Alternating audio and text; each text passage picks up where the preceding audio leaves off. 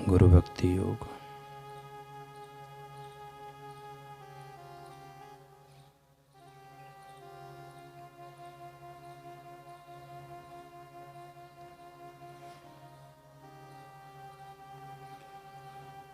गुरु भक्ति योग के अभ्यास से अमृतत्व, सर्वोत्तम शांति और शाश्वत आनंद प्राप्त होता है। गुरु प्रेम और करुणा की मूर्ति।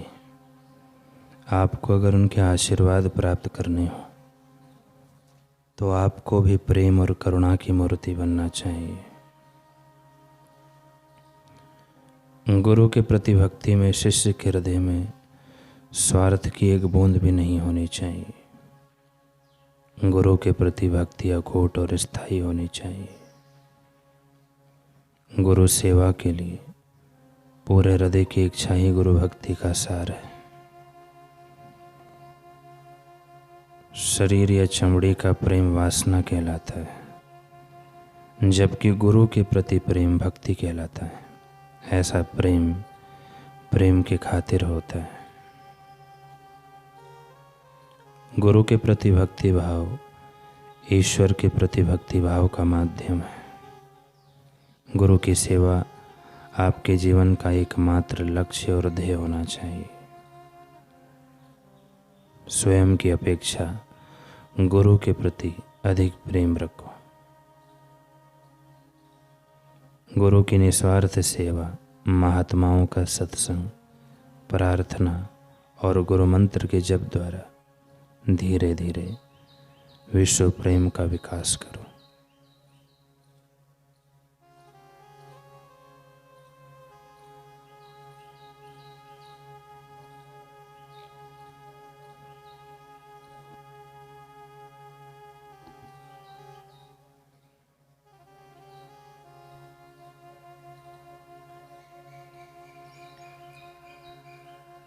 भक्तजन स्वयं पुरुषार्थ करके ही आजीविका चलाया करते हैं। उनके निश्चय में निरुद्यमी, आलसी, अकर्मी, क्रियाहीन और सद व्यवहार रहित होकर परावलंबी बनकर जीवन बिताना सृष्टि नियम और शिष्टाचार के सर्वथा विपरीत है।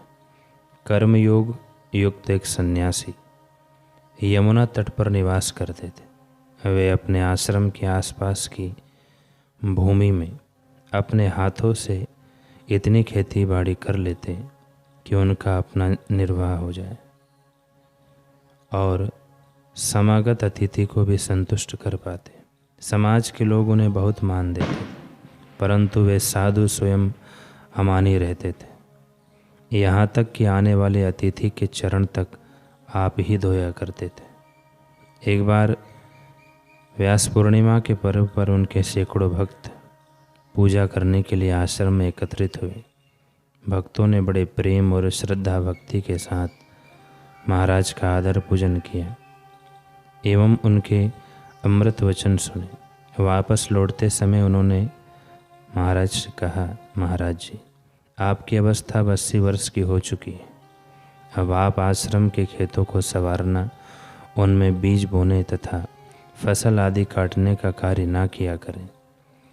इससे आपके ध्यान भजन में बहुत विघ्न भी होता होगा।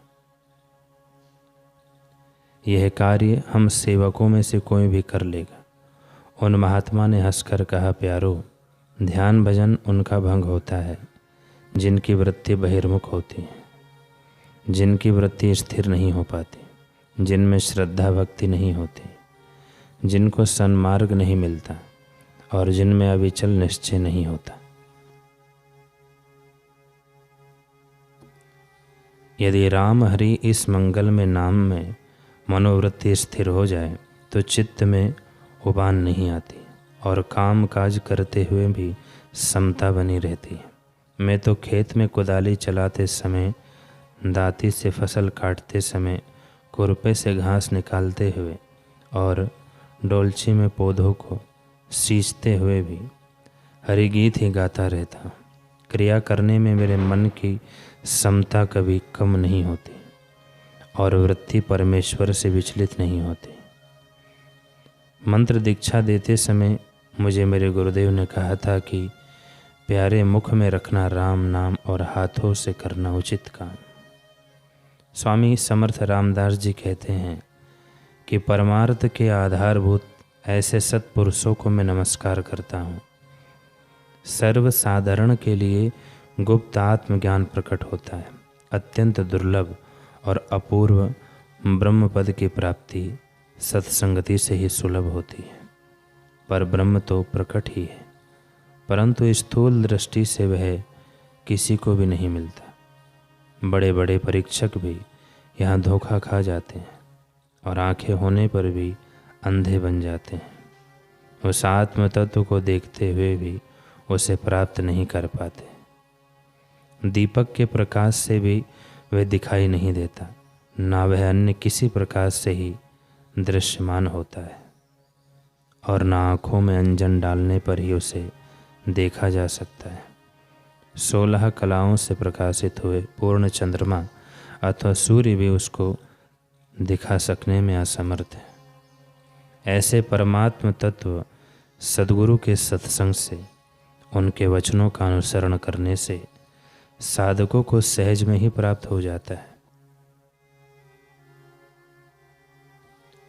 जिस आत्म तत्व की प्राप्ति के लिए अनुमान अपर्याप्त है, प्रयत्न और तर्क कुंठित है तथा विवेक व शब्द असमर्थ हैं, जहाँ मन की चपलता काम नहीं देती, सहस्र मुख वाला शेषनाग भी जिसका वर्णन करते करते थक गया, सर्वज्ञान के भंडार वेद भी जिसे प्रकट नहीं कर सके, ऐसा आत्म तत्व सद्गुरु द्वारा स्वानुभव से ज्ञात हो जाता है।